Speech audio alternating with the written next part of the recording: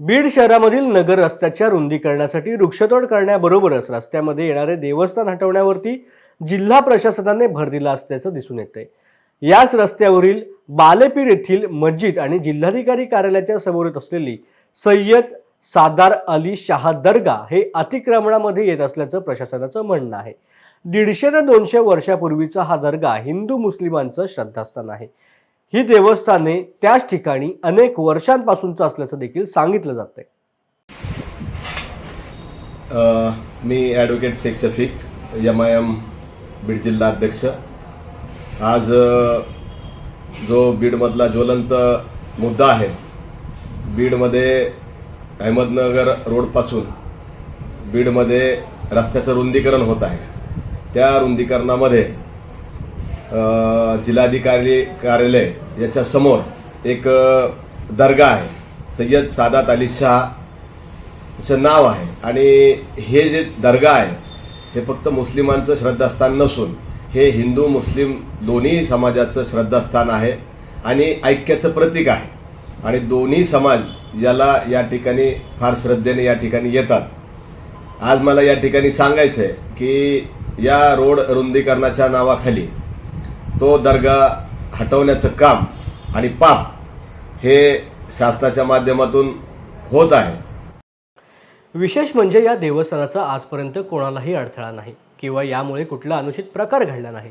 असं असताना जिल्हाधिकारी कार्यालयासमोरील दर्गा हटवण्याचा जिल्हा प्रशासनाने विडा उचललाय। या कामाला त्यांनी वेग देखील दिल्याचं पाहायला मिळतंय। मात्र दर्गा हटवण्याची घाई पाहता भाविक भक्तांनी याला विरोध दर्शवायला सुरुवात केली। या अनुषंगाने जिल्हाधिकाऱ्यांची भेट घेऊन या दर्ग्याची महाराष्ट्र शासनाच्या वक्फ बोर्डाच्या राजपत्रामध्ये नोंद असल्याची बाब निदर्शनास आणून देण्यात आले। दरम्यान काही भाविक भक्तांनी माध्यमांशी बोलत असताना प्रशासनाला थेट इशारा दिलाय की या अनुषंगाने विनाकारण लोकांची टाळके भडकवू नका। जेव्हा जिल्हा प्रशासनाने सामंजस्याची भूमिका घेऊन समाजामध्ये ते निर्माण होऊ नये याची दक्षता घ्यावी अशी अपेक्षा बीडमधील नागरिक व्यक्त करत आहेत। एक 3 दिवसापूर्वी आम्ही KGN ग्रुपचे झहीर कादरी साहेब आणि सर्व समाजातील विविध पक्षातील विविध संघटनेचे सर्व पत्रकार बांधव आम्ही सर्व मिळून माननीय जिल्हाधिकारी आणि माननीय बीडचे पोलीस अधीक्षक साहेब या दोघांची भेट घेऊन त्यांना आम्ही आमचं निवेदन दिलेलं आहे।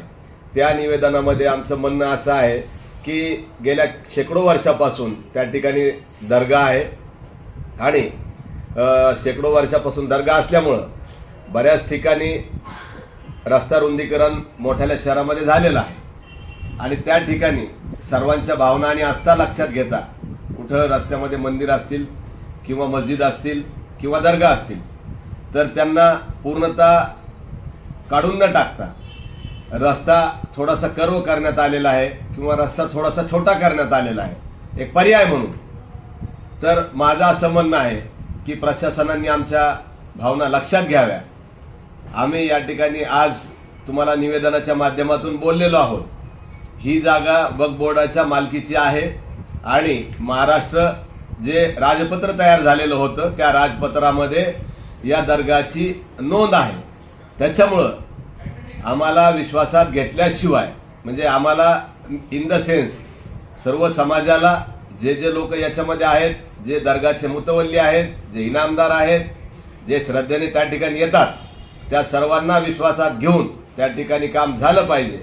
जर अशा पद्धतीने काम झालं नाही तर आम्ही डॉक्टर बाबासाहेब आंबेडकर साहेबांनी जे आम्हाला संविधान दिलेलं आहे, कायदा दिलेला आहे, त्या कायद्याच्या माध्यमातून संविधानाच्या माध्यमातून आम्ही लोकशाही मार्गाने याचा तीव्र विरोध करू।